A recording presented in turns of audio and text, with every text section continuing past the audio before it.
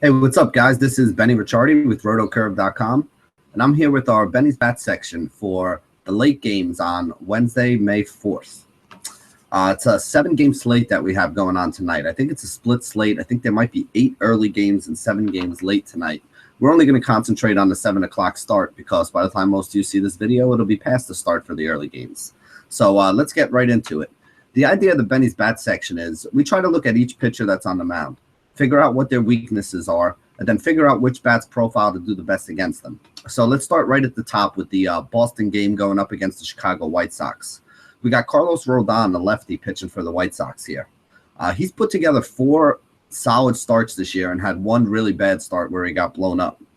Right-handed bats were the way to attack him in 2015. They hit .272 against him, had a whip of 1.59, and 11 home runs in 98 innings. Looking at the Red Sox team, they're really not that great against left-handed pitching. You know, they went up yesterday against a lefty in Quintana who had a really good start against them, and this team has struggled to hit left-handed pitching for most of the season. Xander Bogaerts is probably the guy who profiles the best against left-handed pitching, the shortstop that they have.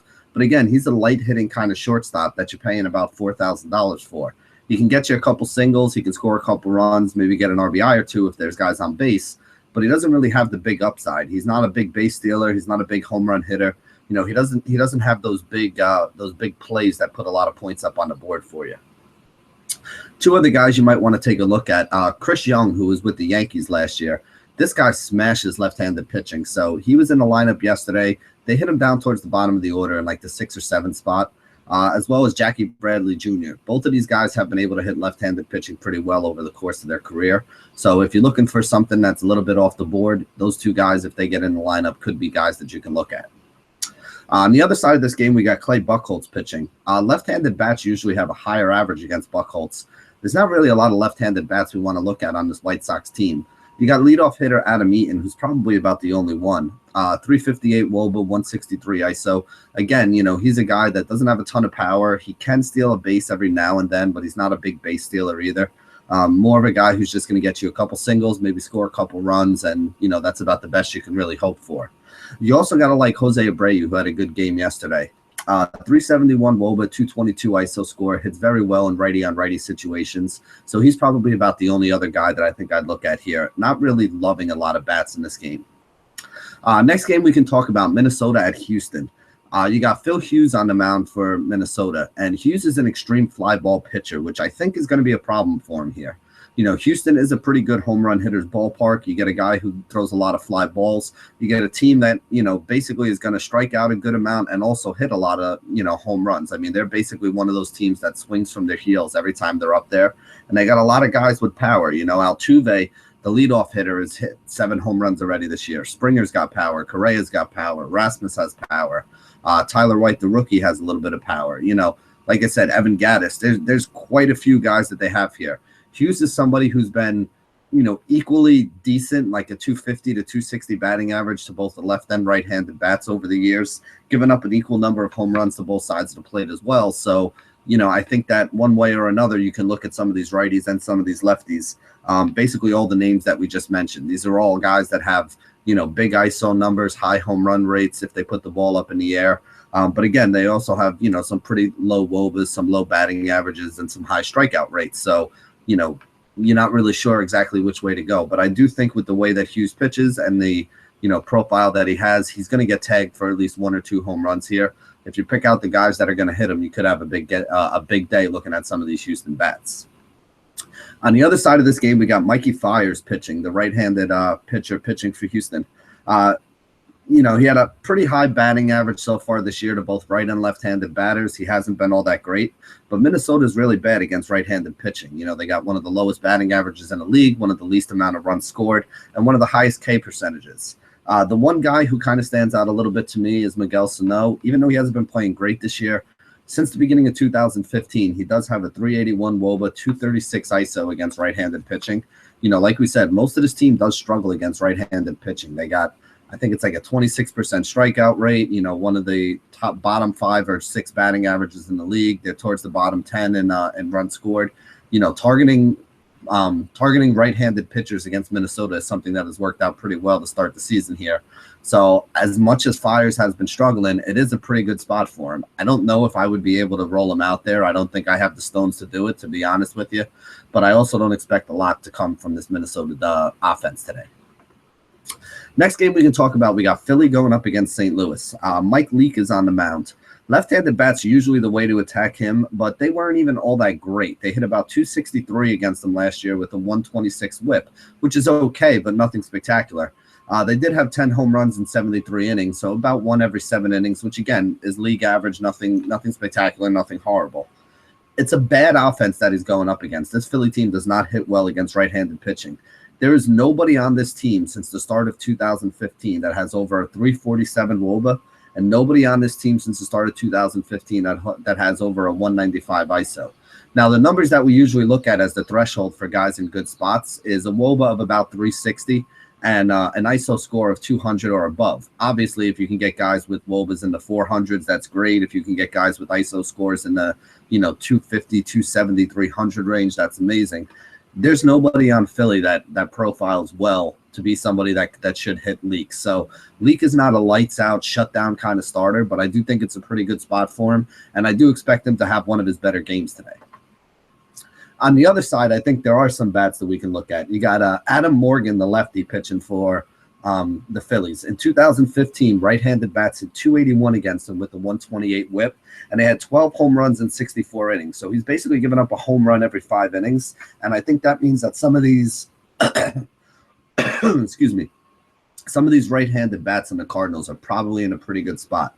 You got guys like Piscotty, 432 WOBA, 231 ISO, and limited at bats since the start of 2015. He's hitting up in the top of the order, usually in the 2 or the 3 hole. Definitely think he's somebody we got to look at. I really like this rookie kid that they brought up, Almeides Diaz.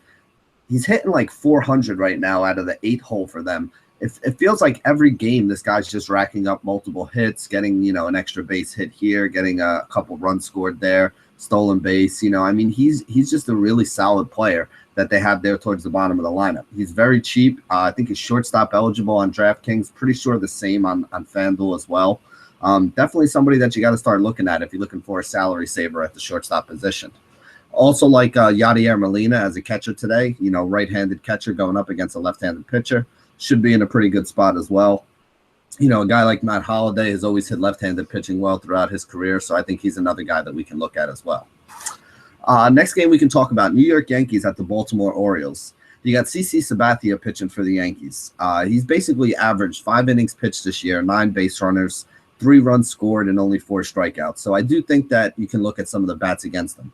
Right-handed bats absolutely murdered him last year. They were over 300 average, hit an absolute ton of home runs. I want to say like 25 home runs in like 100 innings or something like that. I looked at it yesterday, but I forget the numbers. I didn't write them down. So there are a couple bats here that I really like on this Baltimore team. The 3 that stand out to me, you got Manny Machado, 395 WOBA, 250 ISO, 9 of 30 lifetime against Sabathia with a home run. And again, the Sabathia that they're seeing now is not the same Sabathia they were seeing 3 or 4 years ago when he was mowing guys down. So the fact that you're already hitting 300 against the guy and he's a lot weaker than he had been in the past is probably a pretty good sign and makes this a pretty good spot for Machado. Also like Adam Jones, numbers aren't spectacular. He was banged up for a lot of last season.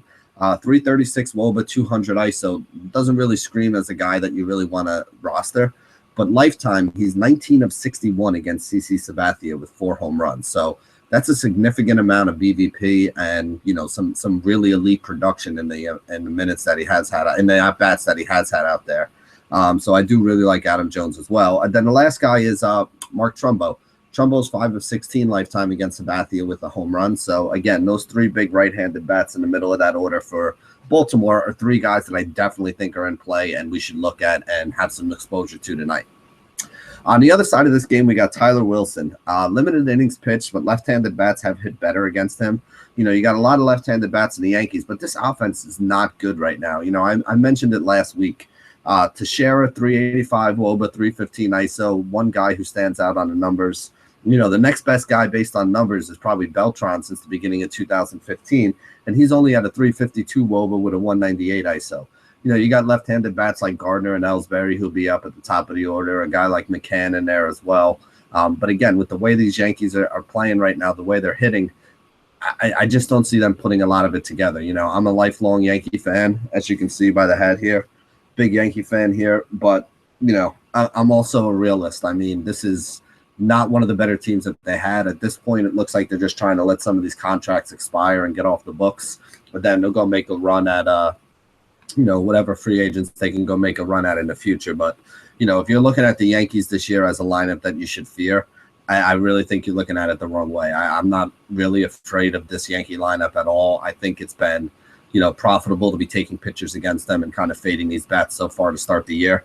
And, you know, I feel even as a Yankee fan, I always want to hold out hope. But, you know, again, I don't think this is going to be a very good season for them. So I definitely think that this is a team that you can stay away from. Next game we can talk about, Texas at Toronto. Colby Lewis is pitching for Texas. Left-handed bats have higher average against them, but right-handed bats haven't been horrible against them either. You're looking at this Toronto team, they don't really have many lefties. Michael Saunders being the only one. I think he's in a pretty leading off here. You know, you got the big bats out there. Joey Batista and Tulo have not been hitting at all. And this team has some bad BVP against Lewis as well, so I'm not really looking to stack them up or throw a ton of Toronto bats in there.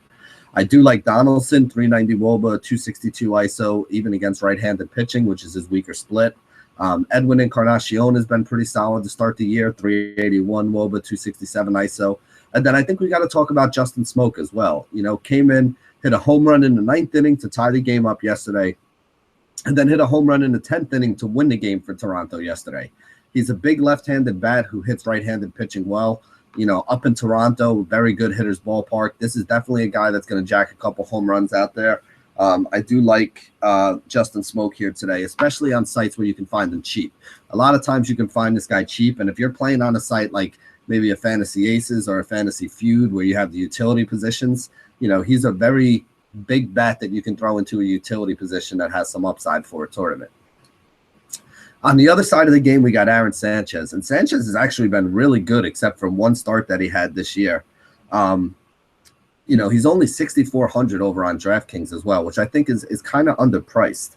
Left-handed bats have a higher average against them, so I think you can look at some of the guys that could give him a little bit of trouble with this lefty-heavy lineup. You know, they'll probably have Odor leading off again, followed by Nomar Mazara, so that's two left-handed bats at the top of the order.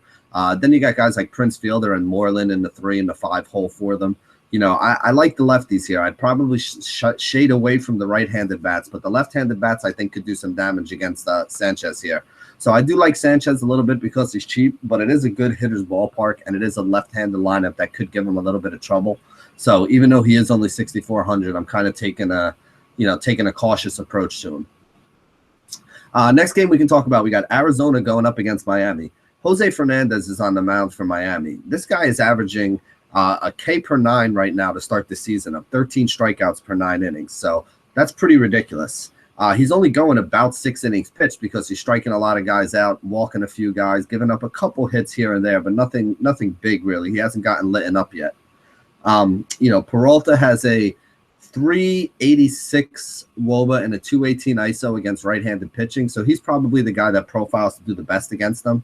You know, that's probably really the only bat that I'd look at. You know, you can look at guys like Goldie, you know, Castillo, all these other guys are all right-handed bats. So Fernandez has been pretty lights out against right-handed bats throughout his career. So I'm not really looking to take any of the righties. If you're going to do anything, you probably want to take lefties against them. And even then, it's not like he's been getting lit up by lefties. It's just that he's so dominant to righties that if you're going to take anybody against him, it's going to be the left-handed bats. Like I said, I'm not really looking to take too many guys, David Peralta being the one guy that does have a little bit of, you know, a little bit of upside for me. But like I said, I'm not really rushing to take bats against Fernandez. Now, on the other side of this game, we got Ruby De La Rosa. He's been really good so far in 2016, but this is a guy who has always struggled with left-handed bats. Last year, left-handed bats hit 315 against him with a 1.75 whip and 20 home runs in 87 innings. A couple left-handed bats I think we can look at on this Marlins team. You know, as I said a couple weeks ago, with D. Gordon out now, Derek Dietrich's going to be getting a chance. 387 WOBA, 248 ISO score since the beginning of 2015 against right-handed pitching. You know, big left-handed bat. He's got some power. He's really cheap. Definitely think he's worth a look. Same thing goes for first baseman Justin Bour, 356 WOBA, 241 ISO. You know, again, has some power, pretty cheap. Going to be hitting in probably the 5 hole in that order. And then you also have Christian Yelich. Yelich is a 360 WOBA, 136 ISO guy. Yelich is somebody I like a little more for cash games. He can get you a hit or two. He did have that home run yesterday, but he's not a big home run hitter, not a big base stealer. He's somebody who goes, 1 for 3 with a walk or 2 for 4 with, a single, a double, and an RBI or 2. He's a solid play, but I don't think he has a ton of upside. So not really a guy I love in tournaments. I'd probably rather look at, saving some money and maybe getting a guy like Dietrich Gabor, who does have that home run upside in the tournament. But of all these bats against De La Rosa, as bad as he's been against lefties, I think Yelich is the guy who probably makes the most sense for cash gains. We got the LA Dodgers at the Tampa Bay Rays in the next game. Alex Wood pitching for the Dodgers. 2015 right-handed bats at 297 against him with a 151 whip. Only 8 home runs in 92 innings. So he's not a guy that's given up a lot of home runs, but he did give up a high batting average to right-handed bats. This Tampa Bay team actually hits left-handed pitching surprisingly well, and it's the 3 guys up at the top of the order who do most of the damage. Logan Forsythe, 425 WOBA, 314 ISO. Evan Longoria, 396 WOBA, 235 ISO. And then Brandon Guyer, 372 WOBA, 180 ISO. These guys usually hit Forsythe will probably be leading off, Guyer in second, and then Longoria in third. All 3 guys hit left-handed pitching pretty well, so it's not going to be an easy spot for Alex Wood here. Not a great hitter's ballpark down in Tampa Bay, but like I said, these guys are all play their home games in Tampa Bay and still have these kind of numbers against left-handed pitching. So I don't think it's an easy spot for Wood. I think you can look at some of these bats towards the top of that Tampa Bay order. On the other side, we got Drew Smyly, who's been really good to start this year. 260 ERA, a whip of .69 right now, and 41 strikeouts in 34 innings. 2015, right-handed bats were the way to go after him. They did only hit 249 against him with a 126 whip, but they did have 11 home runs in 51 innings. Now, when you look at this Dodgers team is what I like to call a platoon team, because when they play against right-handed pitching or left-handed pitching, the lineup looks completely different. They are seeing a lefty in Smyly today. You'll probably have a guy like Kiki Hernandez leading off. You'll probably see a guy like Yasiel Puig up towards the top of the lineup. They got Klay Thompson's little brother Trace, who went yard a couple times yesterday. I know he went yard at least once. He may have went yard twice. I don't even remember. I know he had a big score. Maybe he went yard once and had a couple other hits to add to it as well. But he had a monster day yesterday. All these guys hit left-handed pitching pretty well. Now, I like Smyly more than I like Wood. I think Smyly is a better pitcher, and I think he has more strikeout upside. This Dodgers team is not amazing against left-handed pitching either. So, I'm a little more cautious about the bats that I decide to use on the Dodgers than I am about the bats that I would use on Tampa Bay. I do think Kiki's in a decent spot and is pretty cheap. Trace is in a decent spot and is pretty cheap. And Yasiel Puig is the one guy that I would pay up a little bit for here. But like I said, I do like Smyly as well, and I may have some shares of him on the mound too. So that wraps it up. I mean, like I said, we only have 7 games on the night slate today, so that's the breakdown of those 7 games. Thank you for joining us here at rotocurve.com, and as always, stay classy, DFS.